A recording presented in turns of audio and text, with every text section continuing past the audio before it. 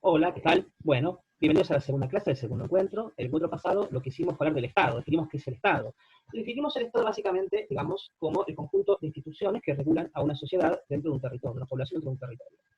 Una de las cosas que dijimos entonces fue que el monopolio de la fuerza, el monopolio de la violencia, es decir, el Estado tiene de alguna manera, digamos, herramientas para obligar a la población que vive en el territorio a obedecer a todo aquello que dice, a todo aquello que establece, empezando, digamos, por sus políticas, ¿no? Es decir, las leyes del Estado, las políticas del Estado son obligatorias para todo el mundo, no son una opción, digamos, no cumplirlas.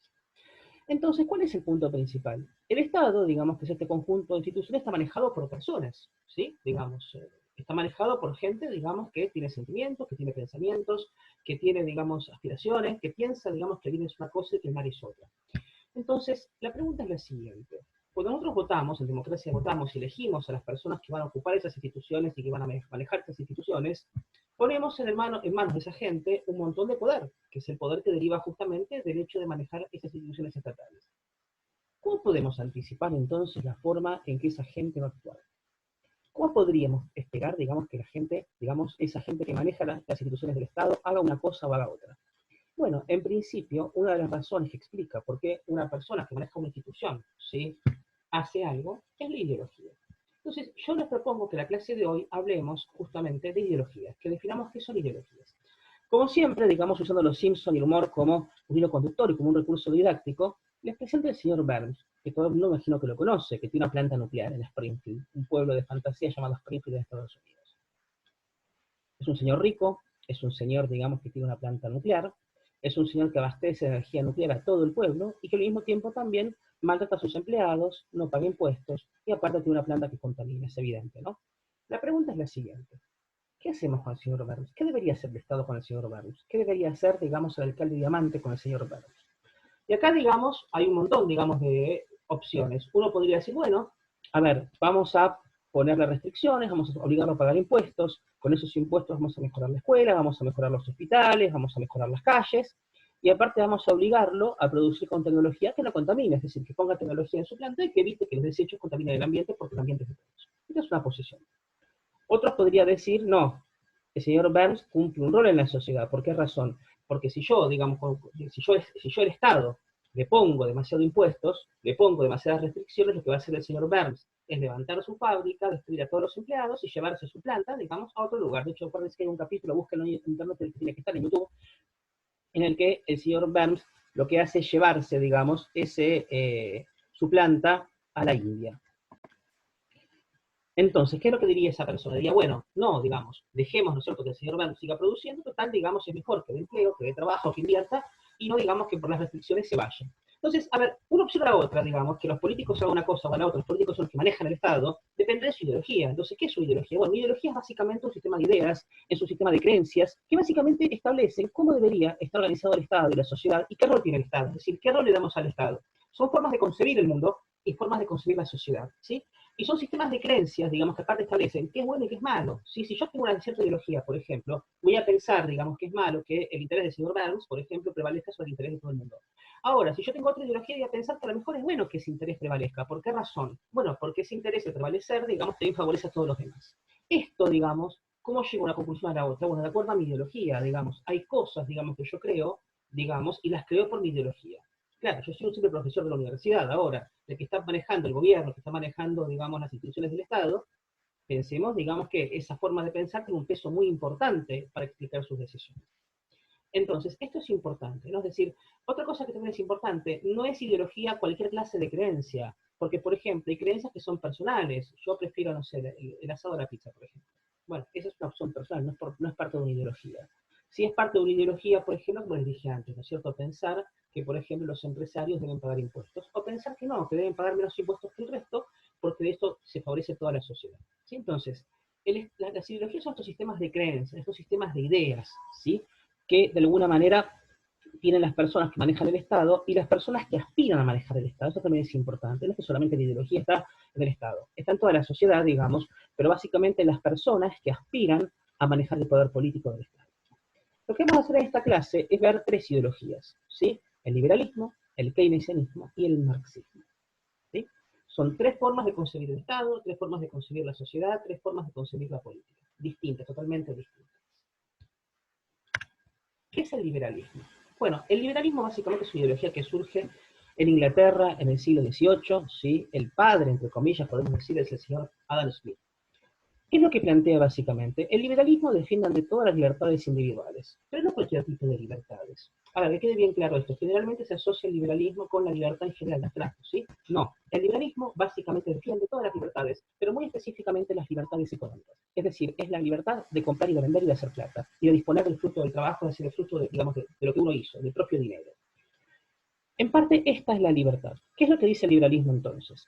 En el mercado, ¿qué es el mercado? El ámbito en el que se intercambian bienes y servicios. En el mercado, las personas intercambian, venden y compran bienes y servicios. Yo compro el café, le pago un precio. Yo compro, no sé, una bicicleta, le pago un precio. Yo tomo una clase de yoga, por ejemplo, pago otro precio, ¿sí? Y la pregunta es, ¿qué es lo que define los precios? ¿Qué es lo que define, por ejemplo, que un café valga X, valga 100 pesos, por ejemplo, en un bar? ¿Qué es lo que define que una clase de yoga valga, no sé, 500 pesos? ¿Qué es lo que define eso? Lo que dicen los liberales es que eso lo definen la oferta y la demanda. ¿Esto qué quiere decir? Cuanta más gente, digamos, ofrezca un bien, ¿sí? Y menos gente lo quiera, ese bien va a bajar de precio. Si en cambio, digamos, ese bien es muy demandado y hay pocos bienes, ese bien va a subir de precio. Por ejemplo, cuando vale una gaseosa en el kiosco, ¿sí? ¿Cuánto vale una gaseosa, digamos, en medio del desierto? ¿Cuánto valía un frasco de alcohol en gel antes de la pandemia? ¿Cuánto vale hoy? ¿Y qué es lo que define el precio en ese caso? Bueno, el precio lo define justamente la cantidad de personas que desean ese bien, es decir, la demanda. Si del lado de la oferta, digamos, es decir, los que fabrican alcohol en gel, no hay mayor cantidad de alcohol en gel, lo que va a pasar es que el precio sube, porque es lógico eso, ¿sí? Podemos decir lo mismo del papel higiénico. Por ejemplo, ¿cuánto vale el papel higiénico en una sociedad, por ejemplo, donde no existe el bidet? Por ejemplo, ¿cierto? ¿Cuánto vale el papel higiénico ahí? ¿Por qué? Bueno, porque es mucho más demandado. Entonces, tengan en cuenta siempre esto, ¿sí? La oferta y la demanda es la que forma los precios. ¿Qué es lo que dice un liberal? Como un liberal dice que no tiene que intervenir el Estado, ¿sí? Los precios tienen que formarse libremente por la oferta y la demanda. No tiene que el Estado intervenir, digamos, decidiendo o diciendo a la gente a cuándo tiene que vender sus productos. Yo, por ejemplo, para un liberal, si soy un vendedor de papel higiénico, tengo todo el derecho del mundo a venderlo al precio que yo quiera, ¿sí? Sin intervención del Estado. En todo caso, va a ser el mercado, digamos, el que me diga sí o no a ese precio. Supongamos que un paquete, por ejemplo, de papel higiénico yo lo quiero vender a 1.000 pesos. Bueno, digamos, van a ser pocos los que van a comprar, probablemente no me lo compre nadie. Alguien a quien yo engañé solamente. ¿Por qué razón? Bueno, porque hay un montón de otros oferentes, digamos, que lo venden a más barato, a otro precio.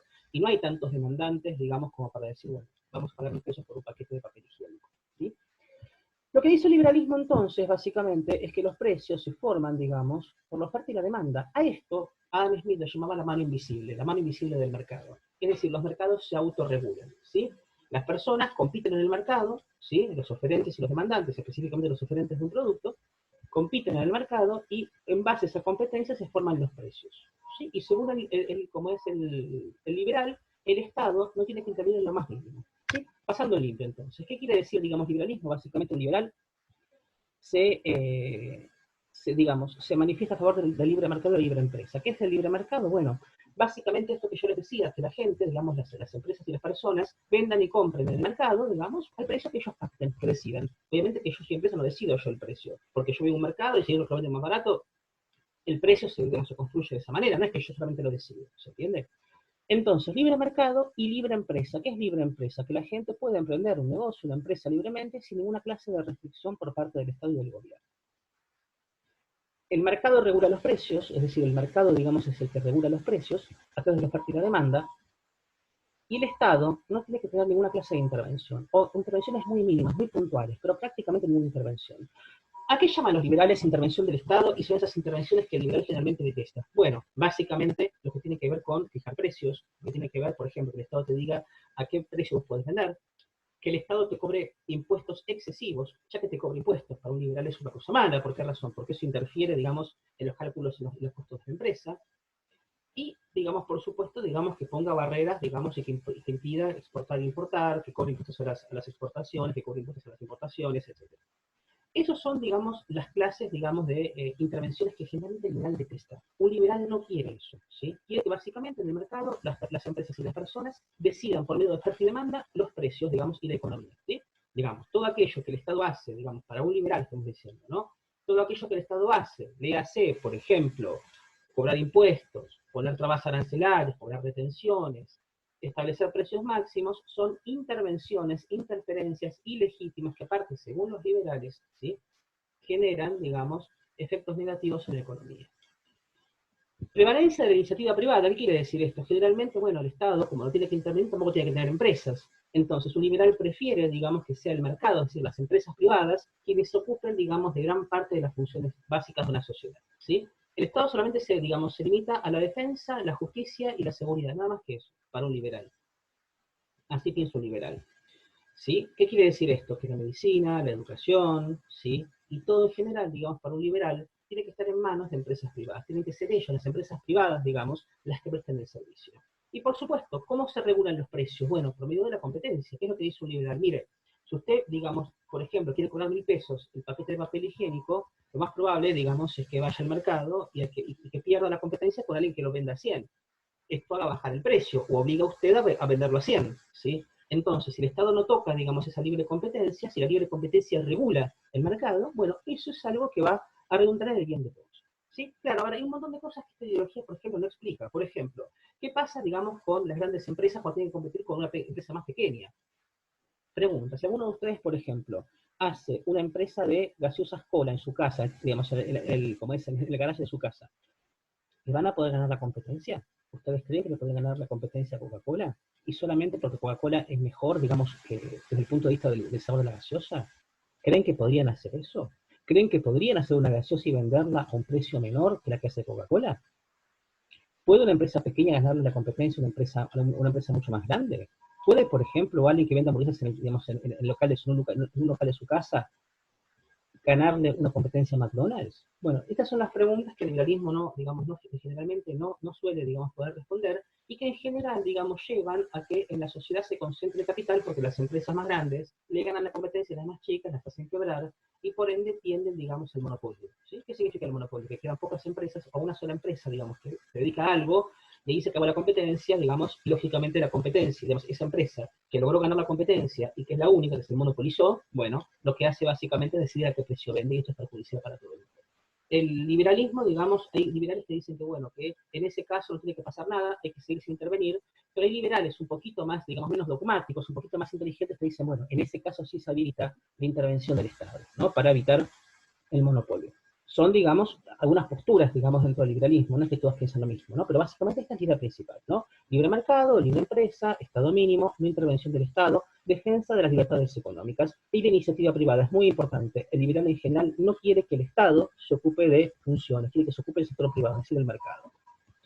Esta ideología, sí, vamos a ver bien, ¿no es cierto?, fue más o menos hegemónica, es decir, dominante en el mundo, hasta la década del 30, hasta que específicamente en 1930, que se produce la gran crisis. En realidad, en el 29 se produce la crisis, pero en toda la década del 30 se vive la crisis económica capitalista. En ese caso, lo que pasa es que el liberalismo cae, digamos, en un gran desprestigio. La que surge, digamos, es una idea económica, ¿sí?, que se llama keynesianismo y que está representada por John Maynard Keynes, el economista inglés. ¿Qué es lo que promueve Keynes? Bueno, a diferencia, digamos, del liberalismo, el keynesianismo sí, digamos, propone la intervención del Estado. ¿Qué es lo que dice? Justamente hace las mismas críticas que hice yo recién, digamos. Si el mercado no se regula por medio de alguna entidad estatal, lo que termina pasando, básicamente, digamos, es que tiende el monopolio, se empobrece un sector importante de la sociedad, y finalmente aparte de una crisis. ¿Por qué razón? Porque produce las empresas mucho, pero como la gente cada vez es más pobre no puede consumir, hay una crisis de superproducción, de sobreproducción, y esto hace que todo el sistema entre en crisis. Entonces, ¿qué es lo que dice un keynesiano? Dice, bueno, las empresas, digamos, y los bancos, las grandes corporaciones, pueden hacer sus cosas, pero siempre bajo la regulación del Estado. O sea, el Estado va a tener un rol importante, ¿sí? Digamos, fíjense que hay un cambio de modelo, un cambio de paradigma en esta forma de pensar. Acá el Estado sí tiene que intervenir. El que es un keynesiano sí cree, digamos, que tiene que haber una intervención del Estado importante en la economía. ¿Qué tipo, digamos, de intervención? Bueno, varios. Primero, impuestos a los más ricos, ¿sí? A ver, ¿qué diría, digamos, un keynesiano? No puede ser, digamos, que los ricos no paguen impuestos, o que los ricos paguen pocos impuestos, ¿sí? Los ricos, digamos, tienen que pagar impuestos y con esos impuestos, digamos, el Estado tiene que articular una oferta de servicios para los sectores más vulnerables. Tiene que haber, digamos, controles de precios. Por ejemplo, si yo en medio de una pandemia, digamos, el alcohol en gel lo vendo a 1.000 pesos digamos, el potecito, Bueno, esto no puede ser. ¿Qué diría un keynesiano? Tiene que haber una fuerte intervención por parte del Estado, ¿no es cierto?, para que el productor, digamos, del polen gel lo venda más barato, ¿sí? Entonces, básicamente es esto, ¿no es cierto? A ver, tiene que haber precios máximos, tiene que haber, digamos, impuestos, tiene que haber aparte controles a las exportaciones y las importaciones. ¿Qué diría un keynesiano, por ejemplo, con respecto a las importaciones? Si, por ejemplo, se importan bienes que se producen en países que producen más barato, porque la mano de obra es más barata, bueno, en el país no se va a desarrollar nunca la industria nacional. Hay que poner entonces, diría un keynesiano, fuertes controles a la importación, o sea, cerrar la importación, ¿sí? ¿Qué pasa con la gente que exporta? Bueno, si la gente exporta, por ejemplo, en Argentina se exportan granos, se exporta trigo, se exporta maíz, se exporta soja y también se exporta carne. Si estos precios, digamos, se dejan libremente a que define el mercado, y bueno, van a subir en el mercado. ¿Qué es lo que hay que hacer entonces? Hay que impedir que se exporten para así toda esa producción que antes se exportaba se vuelque al mercado interno, es decir, a la Argentina, digamos, y de esa forma, como hay más productos, bajen los precios. ¿Sí? Son ideas de los keynesianos estas, ¿no? Es decir, que tienen que ver justamente con la intervención del Estado. ¿Qué es lo que hace el Estado aparte keynesiano? Bueno, el Estado keynesiano regula a los sectores más desprotegidos, específicamente a los trabajadores, ¿sí? Por eso también, digamos, es propio del keynesianismo plantear legislaciones laborales. ¿Qué es legislación laboral? Son las leyes que pautan la forma en que deben organizarse las relaciones laborales. Por ejemplo, si yo trabajo para una empresa y me despiden, me tienen que pagar indemnización. ¿Por qué tienen que hacer eso? Bueno, tienen que hacerlo porque hay una ley que dice que tienen que pagar indemnización. ¿Quién fija esa ley? La fija el Estado, ¿sí? ¿Yo puedo trabajar en mi empresa 12 meses al año? No, tengo derecho a vacaciones. ¿Quién establece ese derecho a vacaciones? ¿La empresa que es buena y me lo da? Sí, puede ser que algunas empresas sean buenas y lo hagan. No en la mayoría, no pasa generalmente. Es porque hay una ley del Estado que dice que yo tengo derecho a vacaciones. Bueno, esa legislación que justamente regula las relaciones laborales es también, ¿sí?, una legislación que es de inspiración keynesiana. ¿Por qué razón? Porque es el Estado el que está interfiriendo para justamente regular, ¿sí? Y por supuesto, digamos, lo que tiene que hacer el Estado, ¿no es cierto?, según lo keynesiano, es sostener el consumo. ¿Por qué razón? Porque llega un momento que, yo le dije la vez pasada, si el Estado, ¿sí?, no regula, el libre mercado hace que haya por monopolios, que haya muchos pobres, digamos, esa gente no puede consumir, quiebra el sistema. Entonces, ¿qué es lo que tiene que hacer el Estado con parte de lo que recauda? Bueno, sostener el consumo de los sectores populares. ¿De qué forma? Mediante, por ejemplo, ayudas directas, mediante, digamos, asignaciones, mediante subsidios, ¿sí? Y, digamos, por supuesto, el Estado tiene que regular, digamos, toda la economía según un keynesiano. ¿Por qué razón, digamos, un keynesiano no es un marxista? Vamos a ver qué es el marxismo. Bueno, básicamente porque el keynesiano sigue respetando la propiedad privada. Es decir, el keynesiano sigue respetando la idea de que el Estado tiene un rol, digamos, a diferencia de la liberal que cree que el Estado prácticamente no tiene ningún rol en la economía, pero respeta que haya empresarios, respeta que haya sujetos que tienen la propiedad privada de las empresas. Entonces, básicamente, digamos, esto es lo que, de alguna manera, hace que keynesianos y liberales compartan algo. Los dos son capitalistas, los dos reconocen el derecho a la propiedad privada.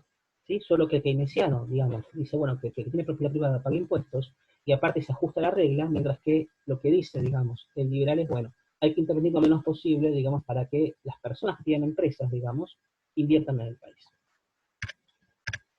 Y llegamos al marxismo, ¿cierto? Acá tenemos a Carlos Marx, el de la derecha, y el comandante Fidel Castro, ¿cierto? Que fue el presidente de Cuba, ¿sí? El líder cubano, ¿no es cierto?, que coloniza esa isla del comunismo a partir de 1959. ¿Qué es lo que propone el marxismo? Bueno, el marxismo, de alguna manera, es una ruptura y es un cambio con respecto a las dos ideologías anteriores. Un marxista piensa, digamos, que la sociedad capitalista está basada en explotación, que los trabajadores son explotados por los dueños del capital, los dueños de los medios de producción, que son los burgueses. ¿Qué son medios de producción? ¿Sí? Son empresarios, dueños de tierras, dueños de fábricas, ¿sí? Los que tienen los medios de producción solo son los burgueses. Hay un video mío sobre el marxismo, que por favor vean en este mismo canal, que lo recomiendo, digamos, para quien quiere, digamos, profundizar un poco en estas concepciones del mundo. Entonces, ¿qué es lo que pasa? Como tenemos en esta ideología un sector que es el proletariado, que está explotado por la burguesía, no hay forma, digamos, de compatibilizar eso, porque uno vive a expensas del otro. Entonces, ¿cómo se hace para compatibilizar? Es imposible. Lo que tiene que pasar es que el proletariado, según los marxistas, según Marx, por ejemplo, se organice, tome el poder político del Estado mediante la violencia. Marx decía, por ejemplo, dice que la violencia es la partera de la historia, o sea, ningún cambio social de importancia se realizó sin violencia, y debe imponerse por la fuerza un sistema que él llama dictadura del proletariado, ¿sí? O sea, dictadura de los trabajadores, que lo que haga es expropiar la propiedad privada, es decir, que la propiedad privada, básicamente la propiedad privada de tierras, de fábricas, de bancos, es decir, de los medios de producción, no exista más, y que esos medios sean propiedad colectiva, o sea, propiedad de todo el mundo, ¿sí? Propiedad del Estado, básicamente. Entonces, al no haber más propiedad privada, no hay más clases sociales y se llega al objetivo final, que es el de la sociedad sin clases, ¿sí? Bueno, esto es más o menos a grandes rasgos. Por supuesto, ustedes tienen el video, ¿no es cierto?, para verlo bien, también en este canal. Entonces, básicamente, estas son las tres ideologías. Y ahora, tratemos de recuperar un poquito, ¿no es cierto?, el planteo del inicio, digamos, de esta clase. ¿Qué hacemos con el señor Burns? ¿Qué pasa? Bueno, si Diamante, digamos, que es el poder político, el poder del Estado acá está representado en Diamante, ¿no es cierto?, fuera, por ejemplo, un liberal, diría, bueno, perfecto, vamos a bajarle los impuestos, vamos a bajarle las restricciones, va a poder, digamos, hacer con su dinero lo que él quiera, no vamos a poner aparte ninguna restricción con respecto al medio ambiente, que Perms pueda producir libremente, porque de esta forma va a invertir más y va a generar más trabajo en Springfield, y más gente va a poder trabajar para él, y aparte va a mejorar el sistema para todos, ¿sí? No vamos a ponerle ninguna restricción, que contrate como quiera, que digamos que despida cuando quiera, que no pague ninguna indemnización, que arregle con el sindicato, digamos, como él quiera, digamos, sin poner una ley encima, que haga lo que se le canta, pero, digamos, que invierta, ¿sí? Para que no se lleve la planta a otro lado. Si fuera un keynesiano, diría, no, no, momentito, a ver, está bien que, digamos, que este señor, digamos, trabaje, que tenga su empresa, se la vamos a respetar, pero básicamente, digamos, que primero, no contamine, o sea, vamos a hacer una ley para obligarlo, digamos, a poner eh, tecnologías en la producción, digamos, que no contaminen, para que no haya después peces de tres ojos y ese tipo de cosas. Vamos a poner una ley para que no afecte a los trabajadores, para que tengan que pagar como corresponde, y que aparte tengan que haber, digamos, protecciones como corresponde también de sus trabajadores, por ejemplo, que si despide, tengan que pagar indemnizaciones, etcétera, tengan que dar vacaciones, y sobre todas las cosas, digamos, vamos a ver si su dinero, digamos, su dinero puede disponer libremente. Sí, va a poder disponer libremente. Pero, por ejemplo, si quiere comprar dólares, bueno, vamos a poner algún sistema, bueno, en Estados Unidos ganan dólares, pero supongamos que vive en Argentina, ¿no es cierto? Que tenga alguna clase de restricción para comprar dólares, que tenga alguna clase de restricción para llevarse ese dinero al exterior, para obligar a invertir ese dinero en la Argentina. O sea, habría toda una serie, digamos, de restricciones hacia el señor Burns. Por supuesto, la otra cara es que tendría el Estado mucho más recursos para, por ejemplo, sostener la escuela, para financiar el hospital, para arreglar las calles, etcétera, ¿sí? Y si, digamos, fuera un marxista, el tan simpático Diamante, bueno, directamente la planta sería del Estado, sería de Springfield. El señor Burns sería en todo caso un trabajador más, o directamente se lo sacaría, digamos, de su puesto, y la planta sería gobernada, digamos, por los propios empleados de la empresa, digamos, y pertenecería, digamos, a toda la ciudad. ¿Se entiende cómo es esto? Y nadie, digamos, no habría empresas. ¿Por qué razón? Porque todo sería del Estado. Bueno, hasta acá, ¿sí? ¿Por qué es importante eso? Tengan presente que a la hora de votar es importante, ¿sí?, saber qué ideología tiene la persona que va a votar. ¿Por qué razón? Porque de acuerdo con eso, uno puede más o menos prever qué puede hacer. Digo, si uno vota un liberal, por ejemplo, el liberal después abre la economía, privatiza las empresas, bueno, a ver, es un liberal, va a hacer eso. Si uno vota un keynesiano, ahí va a poner restricciones, digamos, en el comercio, va a fijar precios máximos, va a endurecer, digamos, la legislación laboral. ¿Se entiende cómo es esto? Es decir, a ver, la ideología en algún punto anticipa lo que pueden llegar a hacer los gobiernos. Por eso es importante a la hora de votar, digamos, ¿sí?, saber de ideología.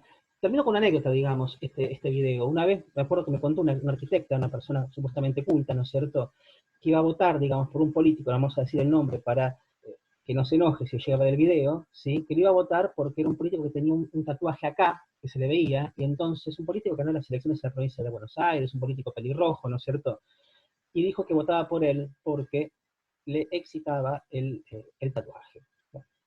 Esta clase, digamos, apunta a que puedan pensar el voto con otro tipo, digamos, de lógica, ¿no es cierto? Y en todo caso, digamos, si les produce eso un tatuaje, bueno, que no lo resuelvan de esa forma en la urna, ¿sí? Bueno, muchísimas gracias.